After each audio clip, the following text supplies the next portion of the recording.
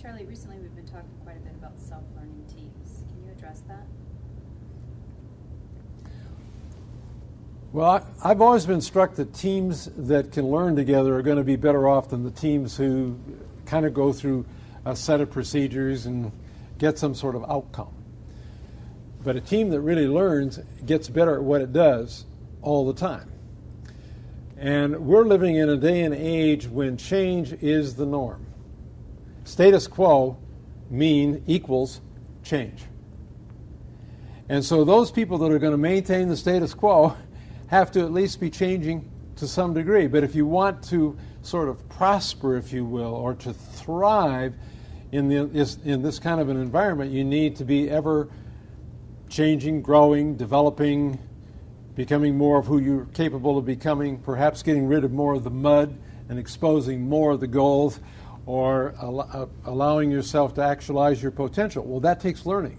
Because if I really don't know it's there, number one, it takes becoming aware of that, which means I must learn something I don't know at the moment in order to become aware of it. And to develop it and to become that requires more learning. So learning is literally part of who I am. And when we quit learning, we end up in ruts. And I always used to love the definition that a rut is a grave open at both ends.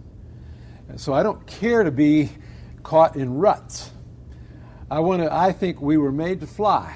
That's why in our book, Ascent of the Eagle, we're talking about we're designed for flight.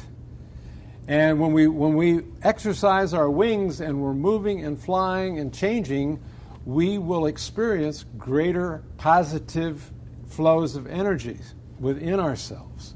When you get people doing that as a group, then you get a high energy group, and that can only come if we learn together.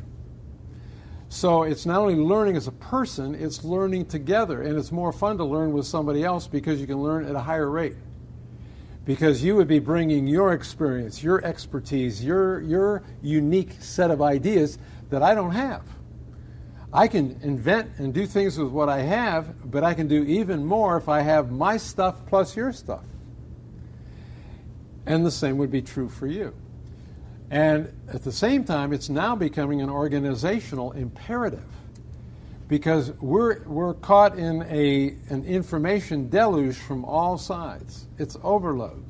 Information's exploding everywhere. But not all information is as important or relevant, and not all decisions are equal. So as fast learners, we will kind of know what information to bring in, but more importantly, we can sort that information more rapidly, and we can learn the best thing to do in any given moment. Sometimes we'll be wrong, sometimes we'll be right, but even if we're wrong, Edison was so famous after he had tried the light bulb well over 4,000 times, basically said, I now know over 4,000 ways the light bulb won't work. How many people do you know in your life that would have quit after the second or the third failure? Not the 4,000th one. So that there's a perseverance and an excitement about learning. And he was so convinced he could make it work that even though he hadn't made it work yet, was no sign that it wasn't gonna. Whereas some people who are caught up on this other side would say, well, I tried it once and it didn't work, therefore it can't be done. That means I don't choose to learn any way that it could. If I'm a constant learner, I would say, well, I know that won't work, i.e. I've learned something. Now I will learn a way to make it work. And so it's a lifestyle. And I think that's more and more what it's got to be. And a team full of learners has got a better chance of coming across the right answers and succeeding more often than a team that can't learn. In fact, we've often defined neurotic behavior as a person who keeps doing the same thing over and over and over again, hoping for a different result. No learning. The method must be right. I'm hoping the result will change. Now, if you want the result to change, you've got to do something different. Learn what will get you that result. So I think we live in a world now where there's almost no option not to learn. Otherwise, you're sort of signing your own death certificate.